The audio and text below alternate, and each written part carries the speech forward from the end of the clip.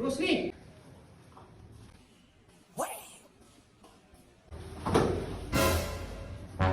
यो पनि ढल्यो